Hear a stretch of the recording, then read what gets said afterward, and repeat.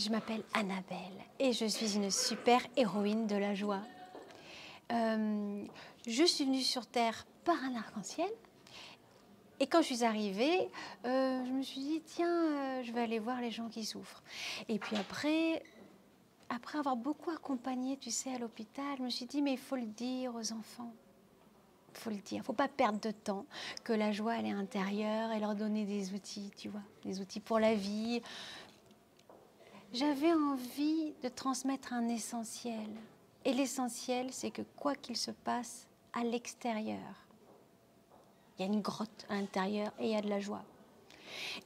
Et donc, tu vois, j'avais aussi envie de leur dire que c'est peut-être bien, vu le contexte extérieur, d'aller à l'intérieur. Tu vois ce que je veux dire? Voilà.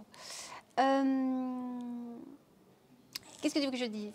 Alors, le congrès innovation en éducation, ou alors, ce que je compte, moi, ce que j'amène, ce que je crois amener à l'école,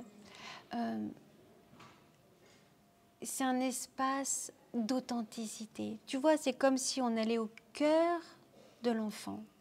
J'ai l'impression, bizarrement, qu'on ne s'intéresse pas du tout assez aux gentils. Hein. On ne s'intéresse pas assez aux allumeurs de réverbères, c'est vrai, aux poètes, mais simplement aux êtres qui sont gentils. Et je me suis dit que, tiens, on va les inviter à devenir des héros de la joie. Un héros de la joie, c'est quoi? C'est un enfant qui sait prendre soin de lui et sait rendre heureux les autres. Alors voilà, je suis partie de ce postulat de base que, tiens, s'ils expérimentaient ce que j'ai vécu à l'hôpital, parce que moi, à l'hôpital, j'ai inventé plein de pratiques de joie. Et ça m'a donné une grande joie. Alors je me suis dit, tiens, les enfants, ils vont inventer une pratique de joie et ça va leur donner une grande joie. Et ils vont connaître la joie de donner. Et la joie d'être responsable d'un climat de classe merveilleux, enchanteur, harmonieux. Oh, mais je pense que jamais ils vont l'oublier. Et s'ils ne l'oublient pas, qu'est-ce que ça fait? Qu'est-ce que ça fait? Ben, ça fait une société heureuse pour le futur. Ça fait une société à l'écoute des besoins des autres. Ça fait dire une société respectueuse de la vie intérieure des gens, puis respectueuse du vivant dans son ensemble, parce que j'espère que ça va aussi inspirer le respect de la terre, le respect des animaux, enfin le respect dans toute sa grandeur. Tu vois ce que je veux dire? Tu vois ce que je veux dire? Donc en fait, moi je me suis dit, je vais créer un dispositif pour que les enseignants aussi, ils soient plus heureux d'enseigner. C'est-à-dire qu'ils vont être ensemble dans un espace de silence, et un espace où c'est intact. Qu'est-ce qui est intact?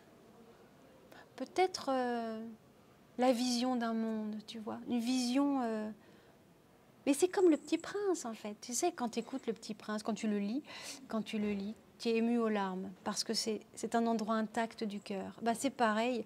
Est-ce qu'on ne pourrait pas activer ces endroits du cœur pour en faire une génération...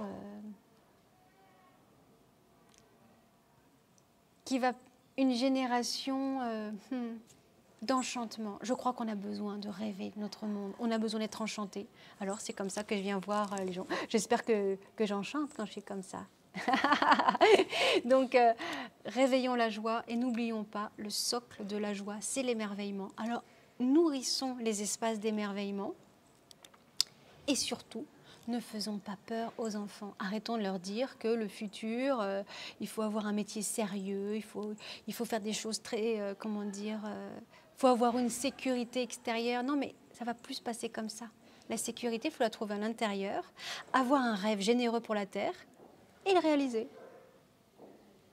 Mais si on veut éduquer les enfants à devenir des adultes plus épanouis, qui n'aient pas peur du futur, il faut leur donner des outils intérieurs. Et les outils, c'est des outils, oui, avec des pratiques méditatives, on ferme les yeux, on découvre des espaces de joie, l'imaginaire. Enfin, tu vois, la liberté, par exemple, explorer votre liberté, les enseignants, ça veut dire n'ayez pas peur de ne pas avoir le temps, par exemple. Parce qu'il y a un programme, et peut-être que parfois les enseignants, peut-être qu'ils ne se sentent pas tellement libres. Mais ça ne prend pas beaucoup de temps comme ça, de cultiver des espaces de joie intérieure. Donc, allez les enseignants, quelques rituels par jour avant de commencer un cours, pour le clôturer. Nourrissez ces espaces de joie intérieure, c'est ça votre liberté. Et elle est immense, parce que personne ne... Qu'est-ce qu'on peut dire à ça? On peut dire waouh, merci d'avoir nourri cet espace de joie chez mon enfant. Qu'est-ce qu'on a à dire à ça? Soyez libre de cela. Et vous allez être des enseignants beaucoup plus heureux, parce que ces espaces de silence, de joie vécue, c'est peut-être ça l'enseignement du futur. Donc n'hésitez pas à arrêter le temps. 1, 2, 3, on profite.